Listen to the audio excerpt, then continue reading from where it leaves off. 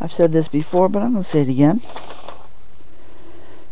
Most of the time when people get offended, when people say how offended they are and how outraged they are at something that somebody else said, that some comments, some opinions that somebody else expressed, when people say, oh, that's so offensive, usually it's because the comments are actually getting close to the truth. That's why people get offended, because you hit a nerve. You hit a nerve when you say something that's just too close to home, too close to the truth. And that's when people get worked up and say, oh, we're so offended. Oh my God, they shouldn't be allowed to say that, because it's too close to the truth. That's why everything that's considered offensive, or sometimes it's like politically incorrect, controversial, when somebody says something's controversial, it's usually because somehow they're getting too close to the truth. So if somebody says, black people are like, do this and do that, if what they were saying was had no real resemblance. See, this is where the names have been changed, or any resemblance, purely coincidental. Any resemblance between the people depicted in this book or movie or television program and any real persons living or dead is purely coincidental. Any resemblance, but because see, it's when people when they see a resemblance. I resemble that remark. That's what people usually say when they're offended, is they say, I resent that remark, but that's been turned around as a very apt play on words. I resemble that remark, and that's the truth. That's the real truth, is when people resemble the remarks that they resent the remarks.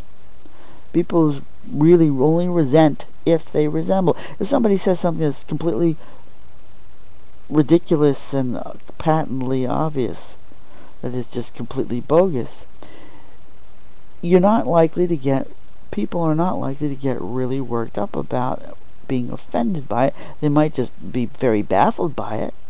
They might say, where the hell did you get that from? What the hell are you talking about? What kind of drugs are you on? You way off reality. But people get baffled by that and get annoyed by that, but do they get offended? Not really. It's only when the comments, the opinions people are expressing are too close to the truth. That's when people start resenting the remarks, because they say, I resemble that remark. So if you mention things like how fat Americans are, look how many Americans get upset if you mention the problems of the prevalent problem of obesity in America.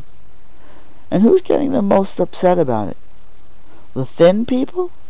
Are the thin people getting worked up about how offended they are to hear Americans being described as fat? Thin people are just shrugging it off and saying, well, I'm not included in this generalization. You're not talking, whoever you are talking about, you're not talking about me. I'm not going to take offense. This is not relevant to me.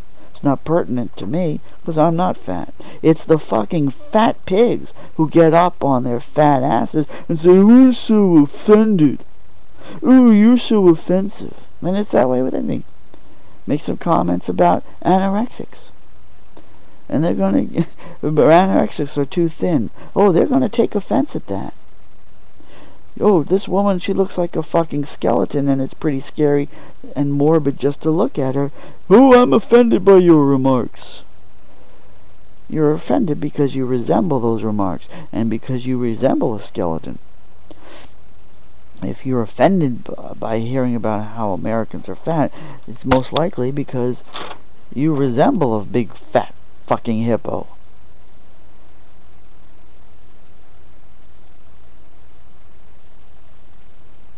and on and on. In any other circumstances, you can choose them yourself. You know, whether you're talking about homosexuals being flamers, talking about Negroes being yo yo yo yo yo yabba dabba dabba.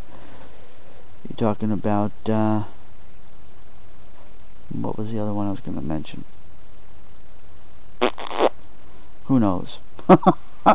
Probably it was probably the homosexuals. Yeah, be as flaming gay as you want to be, but and if somebody comments about it, then you're going to be so fucking offended. You're going to be offended because it's too close to the truth. And if it weren't true, if you were some kind of a homosexual who wasn't a flaming gay flamer,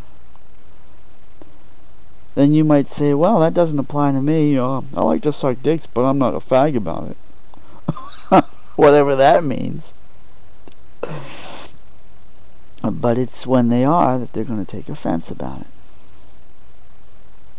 So that's what politically incorrect and offensive humor is supposed to be all about. Archie Bunker, whatever it is you want. You know, the thing about Archie Bunker that I didn't realize when I was 11 years old and watching it, he was supposed to be the lovable bigot, and he was saying, I thought that was pretty nasty. I think, well, why are they trying to make a lovable star out of somebody for being a bigot? I didn't get that. I didn't think being a bigot was an admirable thing to be admiring. I didn't understand that. I really didn't like Archie Bunker, and he would say these things, the sort of things that we were told in school or at home. You mustn't say those kind of things because those are stereotypes and those are derogatory and offensive.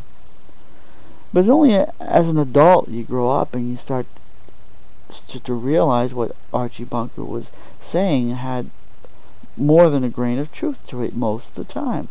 He'd make generalizations that had a lot to do with how people really are as stereotypes. The stereotypes are based on generalities of truth. That doesn't mean that everybody who is a member of a certain group is going to conform to certain stereotypes. It's not going to apply to every member of that group. But there are majorities. There are categories where you can see a majority of a larger proportion of the population actually do, to some degree, conform to certain generalizations.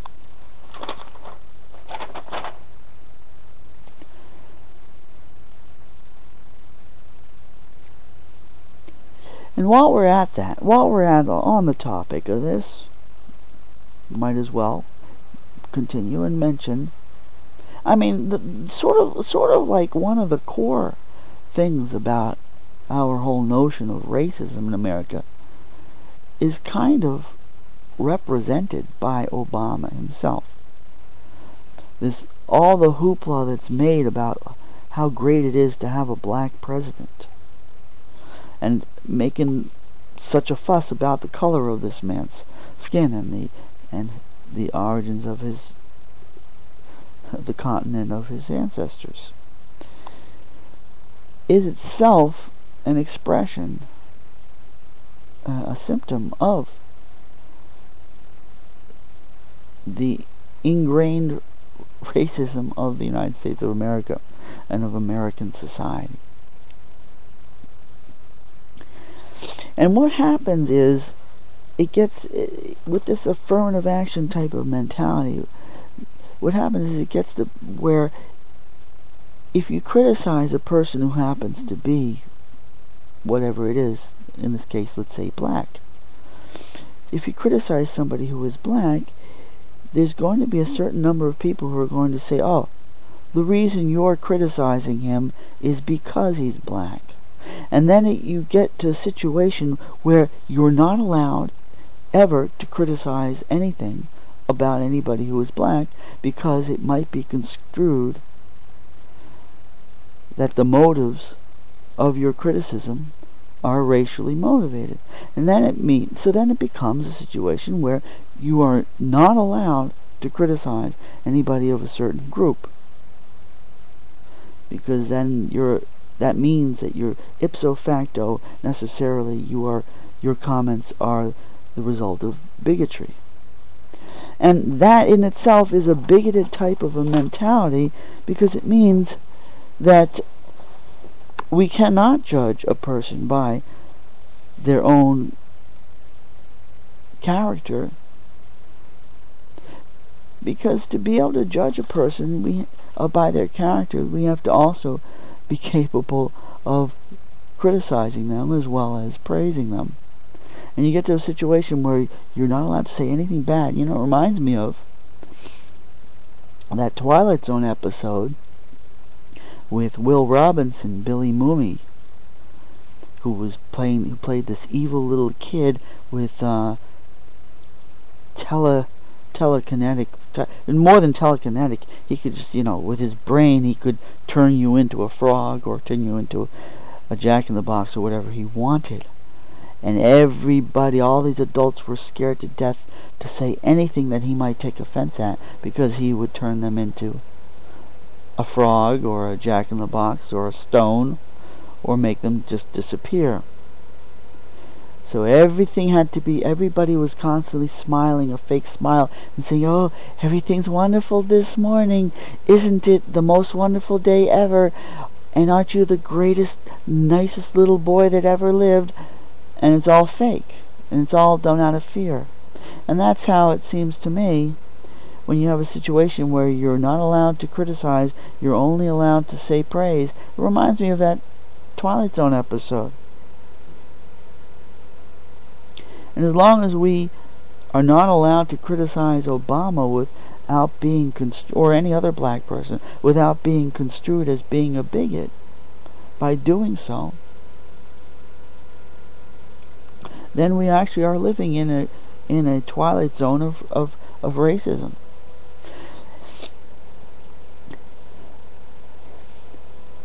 And then there's the stereotypes. Then there's a suggestion that there are certain sort of generalities which not 100% of the members of any particular group will conform to such stereotype generalities, but if enough of a majority of a group do more or less conform, or the generalities apply to some degree to them, then it becomes a stereotype, and it has more than a grain of truth to it. And that doesn't mean that every member of that group is going to conform to those stereotypes. That means that there's always going to be a minority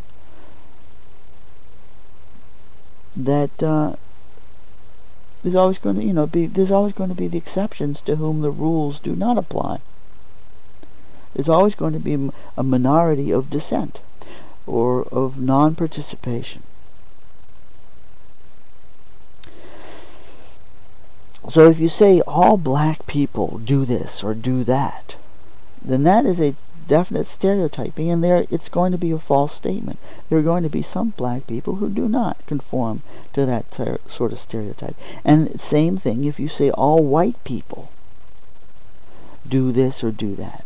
All white people like riding motorcycles and listening to heavy metal.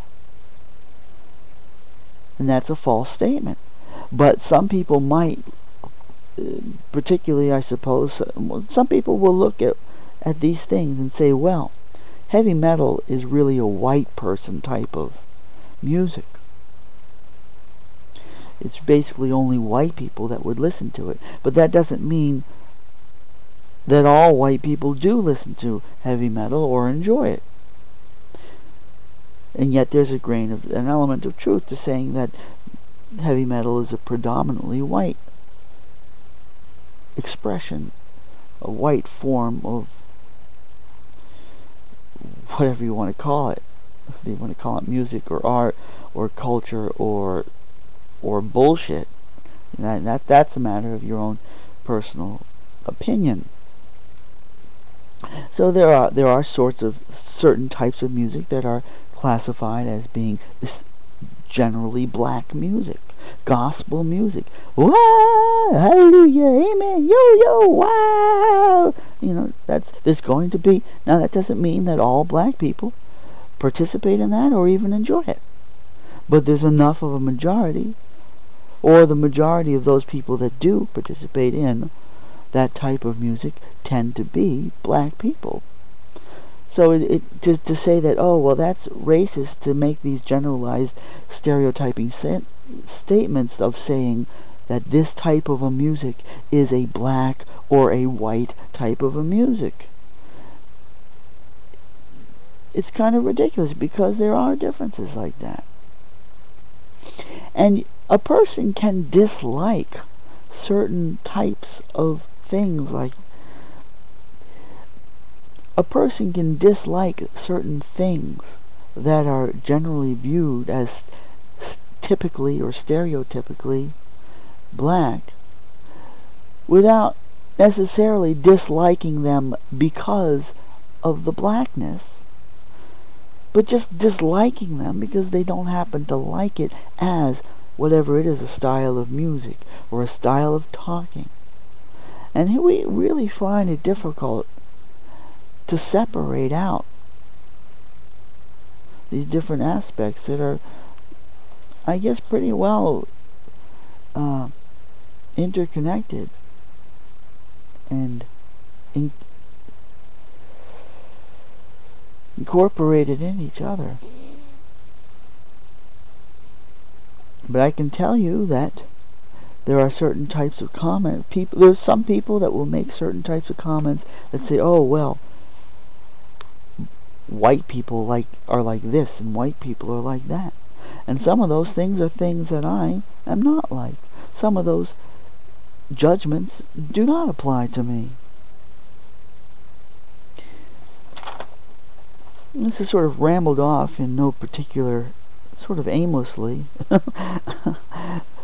But it does originate from the notion that when people do get offended, it's because you're hitting home, you're hitting a nerve, you're getting close to the truth.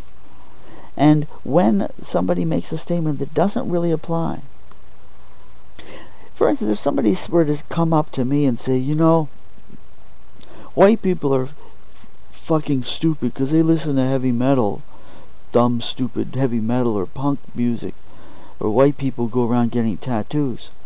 White people are stupid, and you're white, so you must be stupid. See, there's a problem with logic. There's a problem with logic. If A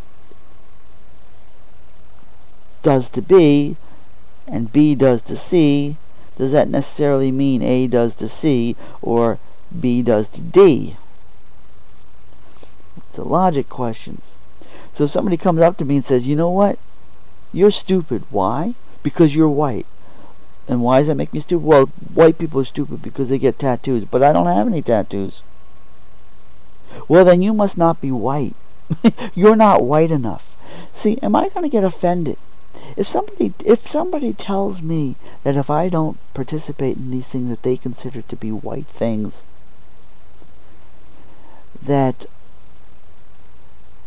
then I'm not going to be considered, I'm going to be like outcast from being white, and I'm going to be no longer, I'm going to be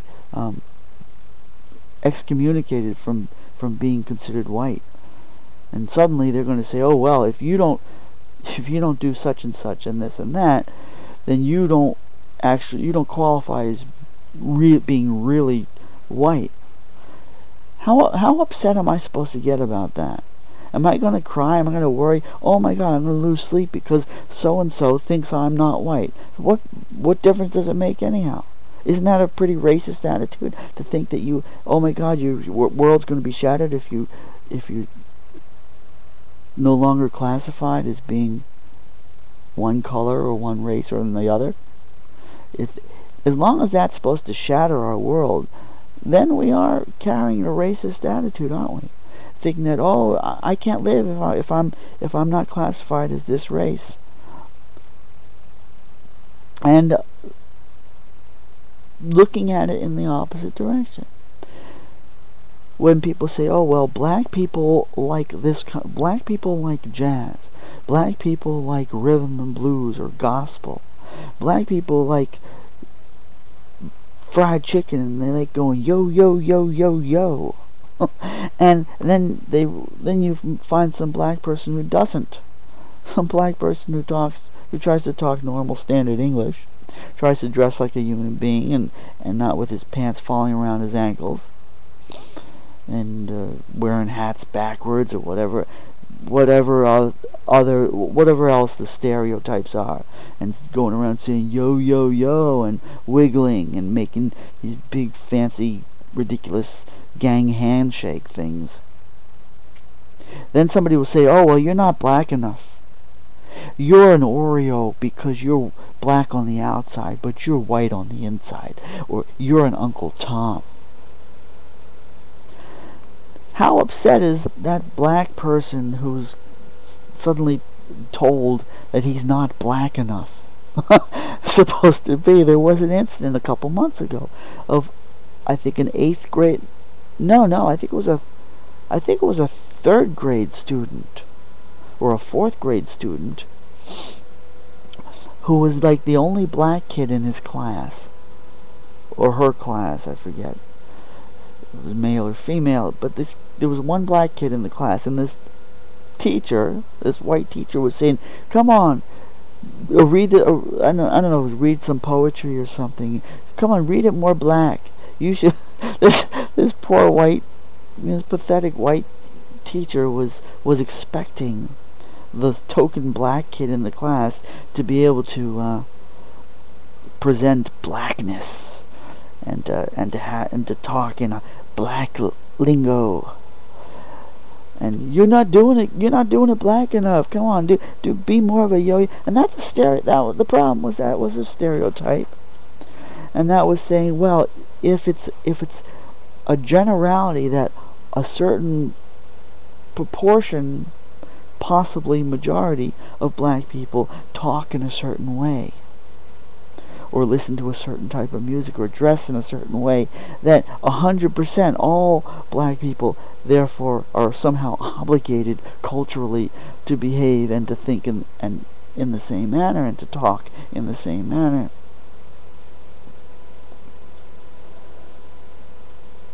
And how broken up is the black person who doesn't conform to the stereotype supposed to be when somebody points a finger at them and says, "Oh, you ain't black enough. You a Oreo cookie, yo. Yo yo yo yo. You a Uncle Tom, yo yo yo. You just a black cracker. You a black cracker." How offended is a person to whom the stereotypes don't apply supposed to be when somebody accuses them of being a traitor to their kind?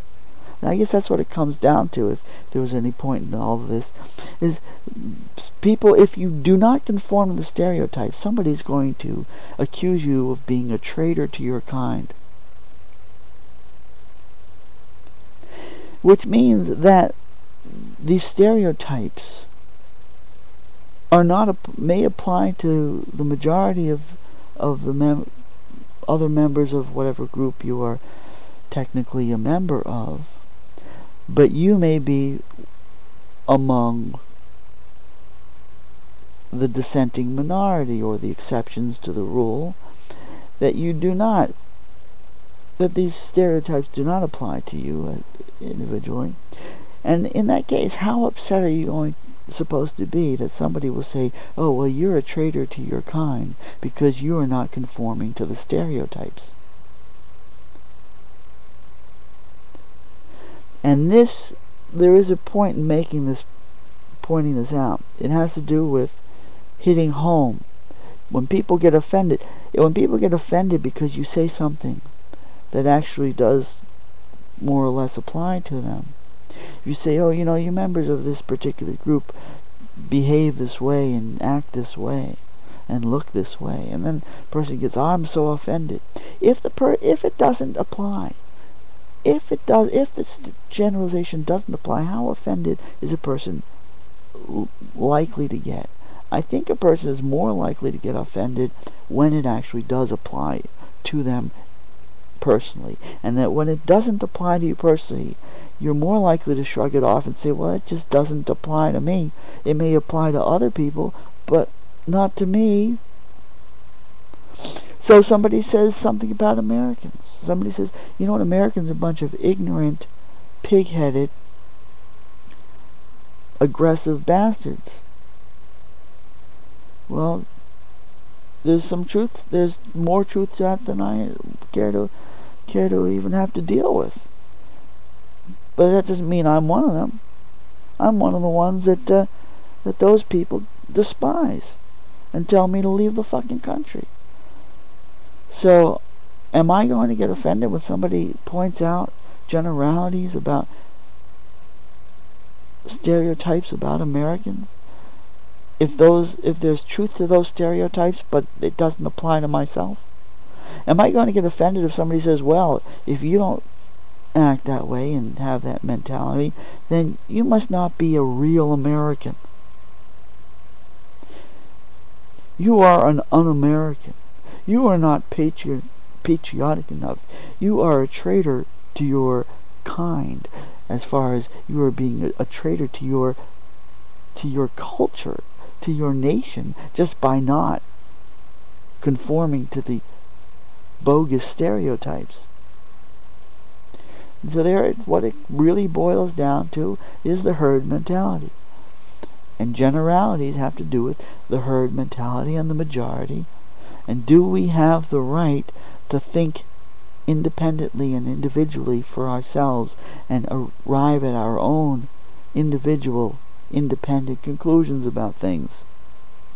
And if we do that, we're much less likely to get offended by things if our opinions are not based on adherence to a herd mentality and adherence to a herd identity. If we have our own individual identities, we do not have to take personal offense at generalizations that do not apply to us. Because as an individual and as an independent thinker, you do not have to behave as part of a herd, and you do not have to feel that generalities about the herd apply to yourself. Because you're you, and that's all you need to be. You don't need to be worried about if you're fitting in or if you're a traitor to your kind, or whether anybody else thinks you're a real, a true Scotsman. No true Scotsman does this or that. No true American does this or that. No true American would oppose this or that. No true American would dislike such and such. Or no true American would like such and such. No real man would eat quiche. The end. That's all.